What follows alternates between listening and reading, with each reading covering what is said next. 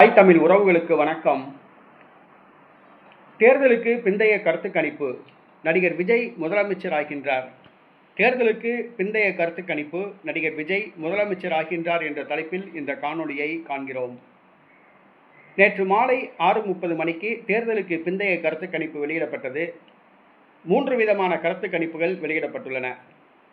4 ஊடகங்கள் திமுக ஆட்சியை பிடிக்கும் என கருத்துக்கள் தெரிவித்துள்ளது.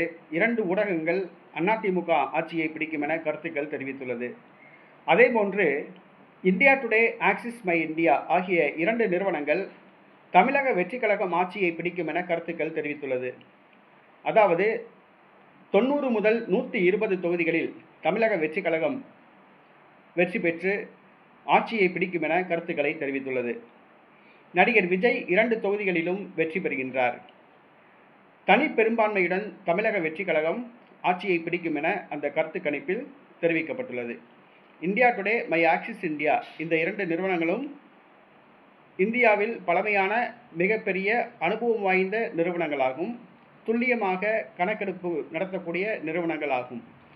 இந்த நிறுவனங்கள் தமிழக வெற்றி கழகம் ஆட்சியை பிடிக்கும் என கருத்து கணிப்பை தெரிவித்துள்ளது. தமிழ்நாட்டில் உள்ள அரசியல் கட்சிகள் தலைவர்களுடைய வயிற்றில் புலியை கரைத்துள்ளது.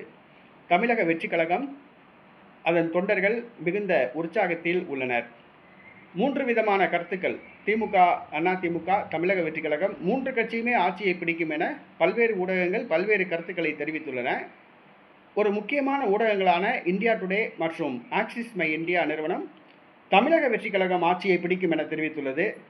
திங்கட்கிழமை காலை 8 மணிக்கு வாக்கு எண்ணிக்கை ஆரம்பம். 9 மணிக்கு யார் ஆட்சியை பிடிப்பார் என்ற உண்மை தெரிந்துவிடும். அதுவரை பொறுத்திருப்போம்.